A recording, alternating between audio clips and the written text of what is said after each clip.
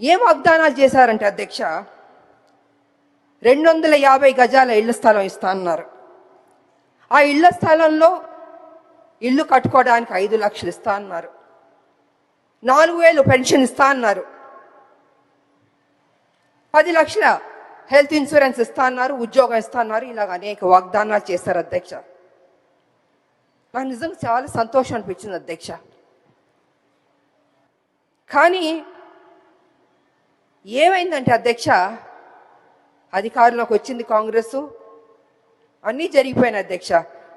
చూస్తూ చూస్తూ 2 సంవత్సరాలు అయిపోయింది అధ్యక్ష. ఇంతవరకు మా ఉద్యమకారులకి మా ప్రభుత్వం ఇవ్వలేదు అధ్యక్ష.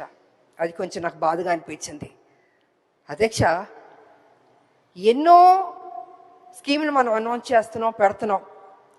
మా ఉద్యమకారులకు ఫస్ట్ ప్రయారిటీ ఇచ్చి చేస్తుంటే, ఏదైతే మనం కదా చెప్పాం ఉద్యమకారులకి ఇల్లు ఇస్తా అన్నాం, పెన్షన్ ఇస్తా అన్నాం, ఆరోగ్యం గురించి హెల్త్ ఇన్సూరెన్స్ ఇస్తా అన్నాం, ఉద్యోగం ఇస్తాను, ఇలా అన్నీ మనమే చెప్పాం కదా అధ్యక్ష.